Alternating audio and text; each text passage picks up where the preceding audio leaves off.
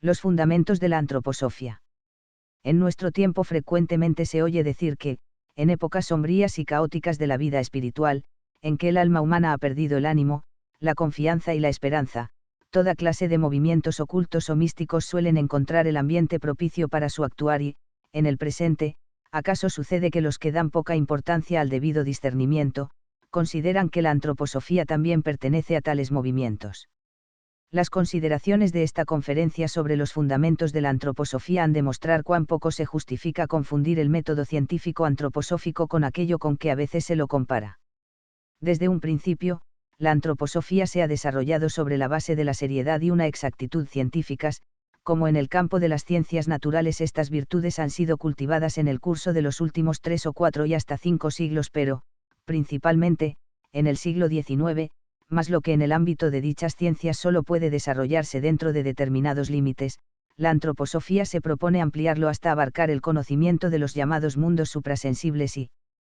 la comprensión de los enigmas de la existencia, los que ante todo se refieren a los anhelos más profundos del alma humana, esto es, al deseo de investigar lo eterno del alma humana y su relación con los fundamentos espirituales de la existencia.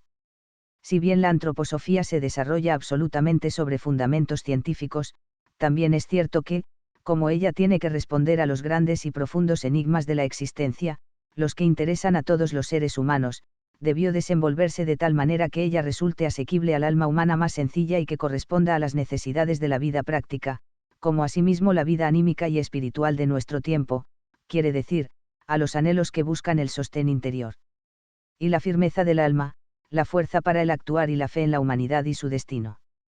La antroposofía igualmente debió responder a las más diversas aspiraciones sociales y principalmente las religiosas, en un sentido al que, en esta conferencia, he de referirme todo de acuerdo, vuelvo a destacarlo con su fundamento científico. Pero con respecto a este fundamento, hay que agregar que, en cuanto a las posibilidades que se abren a la investigación en el campo de las ciencias naturales, la antroposofía las tiene que tomar en consideración más seriamente de lo que piensan quienes creen que están basándose firmemente en el método de las ciencias naturales. A este respecto, la antroposofía ante todo tiene que referirse a lo que pensadores juiciosos de dichas ciencias reconocen como los límites del conocimiento. Si nos servimos del método de investigación de las ciencias naturales, es decir, de la observación del mundo físico sensible, del experimento y del pensar, para combinar los resultados de la observación y del experimento, lo que conduce a descubrir las leyes de la naturaleza, como habitualmente las reconocemos, llegamos a la concepción según la cual la investigación científica de las ciencias naturales tiene sus límites y que las mismas no son capaces de penetrar más allá del mundo sensible y sus leyes. Además, sobre la naturaleza humana las ciencias naturales, tampoco, pueden comprender más que aquello que como naturaleza físico-sensible proviene de dicho mundo sensible, en fin, que tal concepción tiene que contentarse con reconocer los límites con respecto a lo que constituye el valor, la naturaleza y la dignidad del ser humano, sin poder penetrar en lo verdaderamente anímico, espiritual del hombre.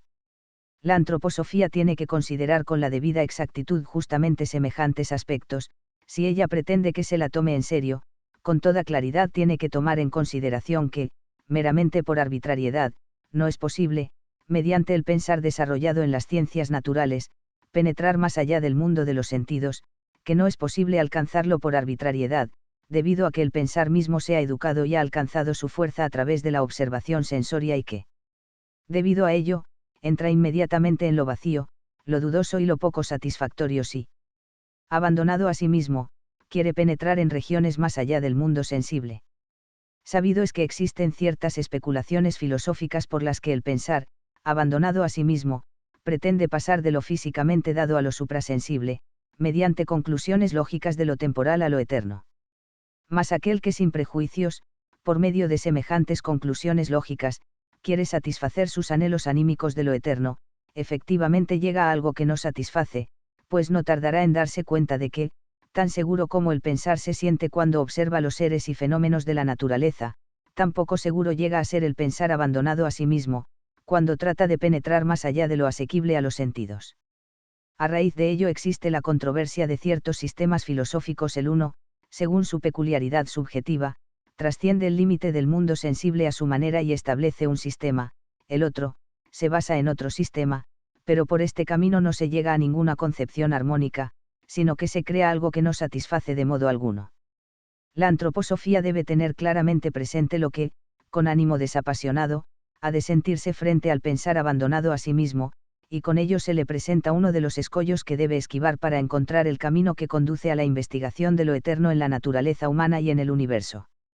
Audiolibro cortesía de la comunidad de audiolectores Filosofía y Letras. Búscanos en el canal de YouTube El Mundo de Arturo Garcés. La antroposofía tiene que reconocer los límites de conocimiento de las ciencias, y, por otro lado, tiene que dirigir la mirada hacia el hecho de que hombres de ánimo más profundo, en vista de esos límites del conocimiento, buscan en otros campos la ayuda que, para los grandes enigmas de la existencia, las ciencias naturales no les pueden ofrecer. Ellos tratan de encontrar ayuda en el recogimiento místico, es decir, en lo que se suele llamar la visión interior del alma propia, pensando que, por el retiro en lo profundo del propio ser, se puede descubrir algo distinto de lo que se encuentra por medio de las ciencias naturales o a través de la conciencia común. Pero precisamente el que se dedica a la investigación de lo eterno tan seriamente como se lo puede hacer en el ámbito de la antroposofía, tiene que decirse que también en este otro camino existen las ilusiones a las que muchas veces tales místicos se entregan. Quien es capaz de juzgar la vida anímica humana, libre de prejuicios, sabe lo que en toda la vida anímica significa la recordación humana. Los recuerdos tienen su origen en las percepciones sensorias exteriores, por ellas recibimos nuestras impresiones. Más tarde, a veces después de años, volvemos a extraer de la memoria las imágenes de tales impresiones y puede ser que nuestra alma haya recibido alguna impresión sensoria exterior, acaso de manera semiconsciente, sin haber observado el respectivo objeto con la atención necesaria. En tal caso, la impresión queda sumergida en lo más hondo de nuestra vida anímica, y, de un modo intencional o espontáneo, vuelve a surgir después de años. Y no tiene que aparecer necesariamente igual a cómo ha sido sumergida en el alma, sino que puede aparecer transformada, de manera tal que solo el exacto conocedor de la vida anímica la reconoce. Lo que por una impresión exterior se suscita en el alma, se lo recibe impregnado de toda clase de sentimientos y de impulsos volitivos incluso, se lo recibe internamente en la constitución corporal del hombre, en la constitución total del cuerpo humano, y, después de años, se podrá sacarlo del alma totalmente transformado. Quien juzgue de un modo confuso aquello que no es otra cosa que una impresión sensoria transformada, metamorfoseada por el alma, y sacada de ella mediante el recogimiento místico, podrá entonces creer que se trata de la revelación de algo eterno que no proviene del mundo físico exterior. La antroposofía tiene que darse cuenta de que los místicos, que tratan de encontrar sus revelaciones de la referida manera, llegan a las más graves ilusiones y, por esta razón, ella tiene que reconocer que tal misticismo representa el segundo escollo, y que, además del escollo del límite de conocimiento de las ciencias naturales, tiene que esquivar el escollo de los límites de la propia vida anímica humana.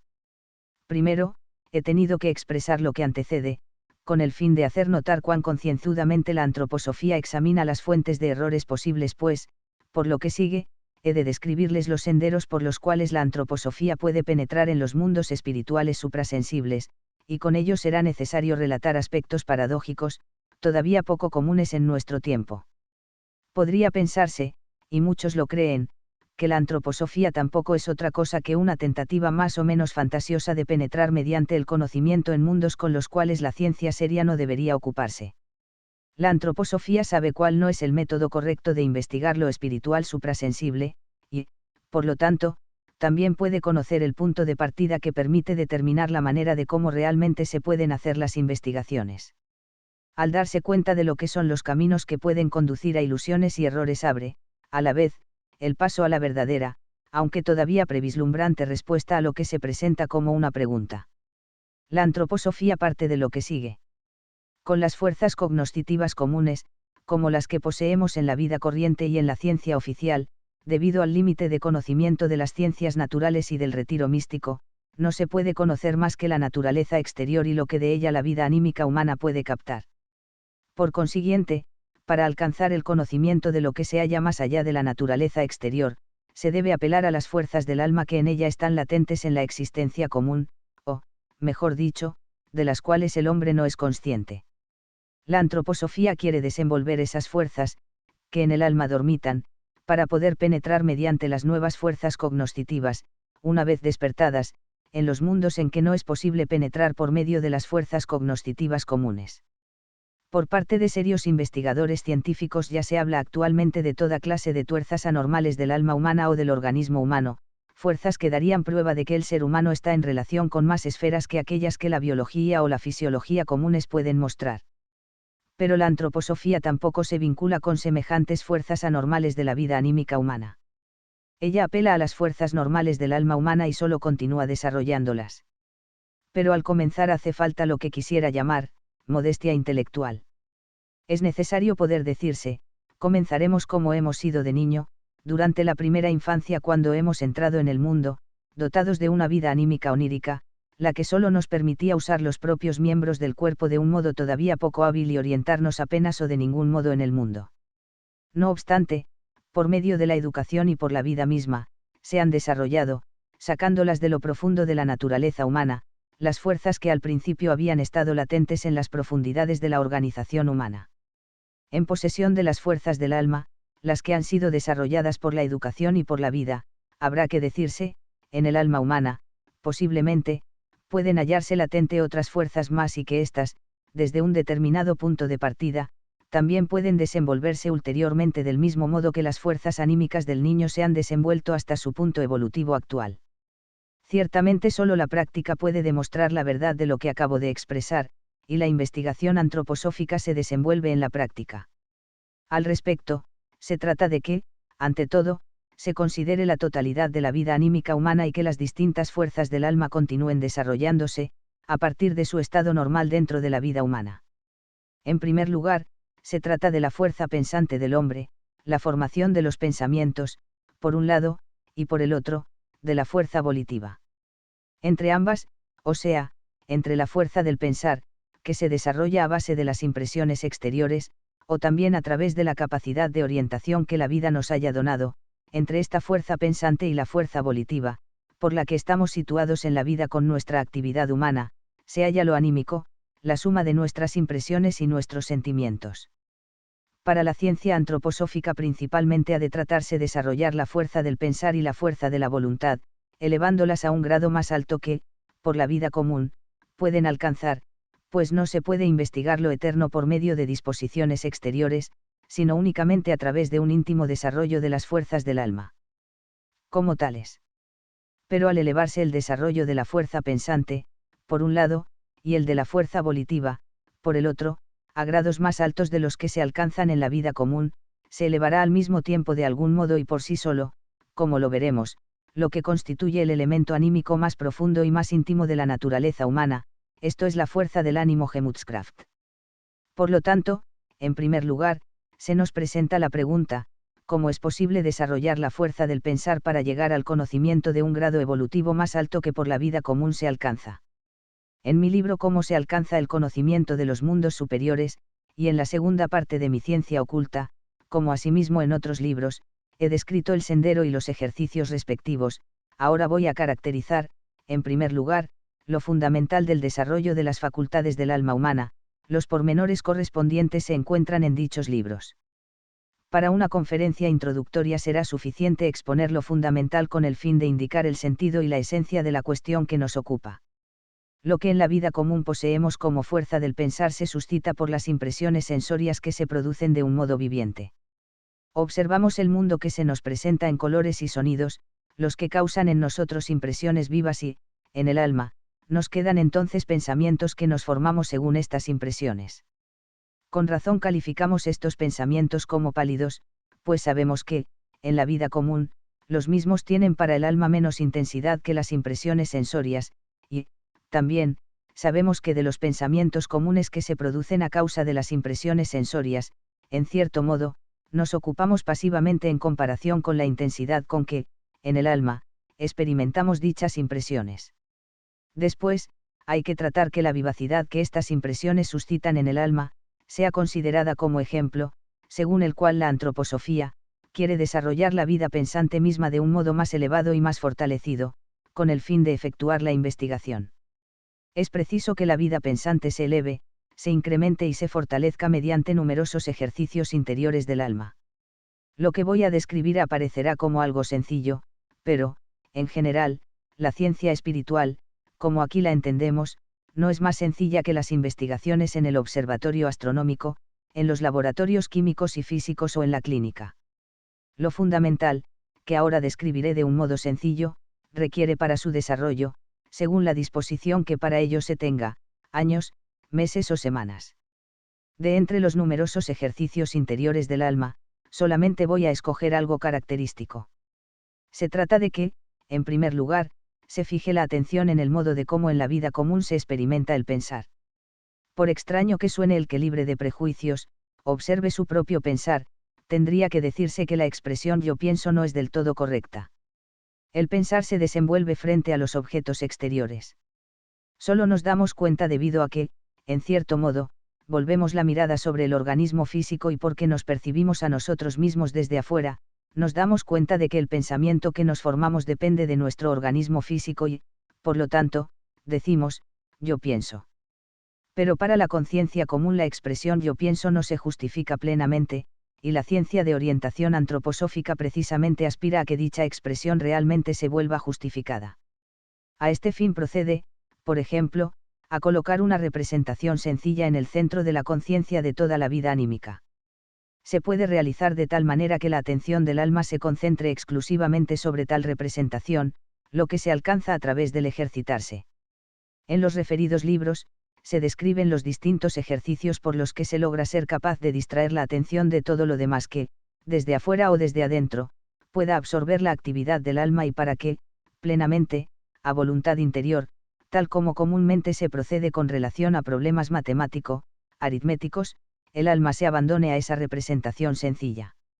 Resulta ser particularmente ventajoso lo que se debería tener en cuenta si tal representación no se extrae de la memoria, pues en la memoria existen, como al principio ya lo he dicho, las más diversas experiencias metamorfoseadas. Si la representación simplemente se extrae de la memoria se entremezclan los más variados elementos de lo subconsciente e inconsciente, de modo que jamás se tendría la certeza de que en la conciencia solo está presente aquello hacia lo cual se dirige la atención a voluntad y conscientemente, y esto es lo que importa. En virtud de ello es conveniente, por ejemplo, que se saque de un libro o de algo parecido lo que se desee emplear para concentrar sobre ello la atención y para que así se tenga algo totalmente nuevo como si se tratara de una impresión sensoria nueva a que el alma se abandona vivamente y que exclusivamente por sí sola absorba la atención. También se puede pedir a una persona, experta en estas cosas, el contenido de tal representación, a fin de estar seguro de tener algo totalmente nuevo para el alma.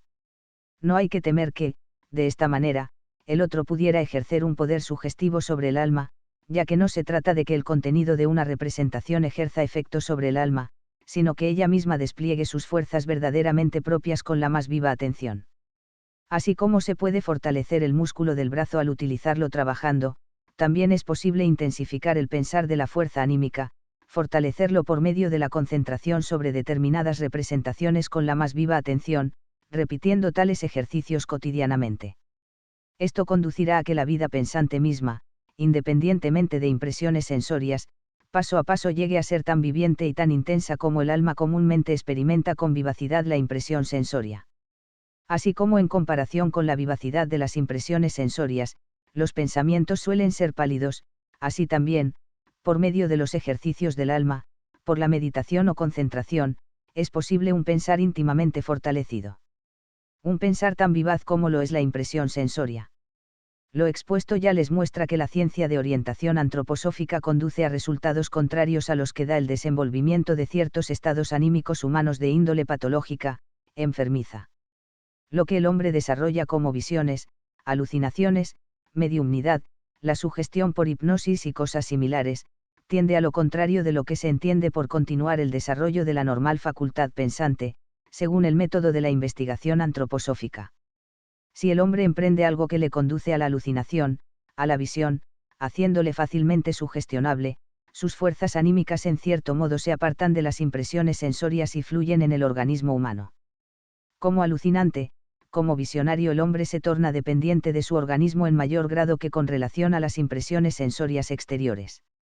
Pero el ideal del sendero de conocimiento antroposófico, que se debe emprender, consiste precisamente en lo característico de lo que anímicamente se experimenta a causa de una impresión sensoria exterior. Por consiguiente, cuando el hombre ejercita la meditación y la concentración, deberá ante todo abandonarse, plenamente, a su voluntad y mediante la atención consciente, al contenido anímico que él mismo ha colocado en el centro de la conciencia. Por tal ejercicio se gana algo específicamente distinto de todos aquellos estados anímicos patológicos con que, únicamente por equivocación, el sendero antroposófico puede confundirse. Cuando el hombre se torna alucinante, visionario, cuando es víctima de la hipnosis, y cuando llega a ser susceptible de sugestiones, toda su personalidad se sumerge en la vida alucinatoria y visionaria, su conciencia común desaparece en lo que se experimenta en los estados alucinatorio y visionario. Ocurre lo contrario cuando la meditación y la concentración se efectúan de la manera que acabo de describir, ya que se desarrolla una especie de conciencia superior. Cuando el hombre, realmente, alcanza la facultad de un pensar intensificado, fortalecido, se desenvuelven fuerzas anímicas superiores, pero la conciencia común del hombre juicioso, como normalmente vive con relación al conocimiento y a sus deberes, subsiste plenamente al lado de la otra, en cierto sentido, segunda personalidad. El hombre que posee la facultad cognoscitiva común se halla entonces junto a la segunda personalidad de la facultad cognoscitiva superior, controlando y criticando.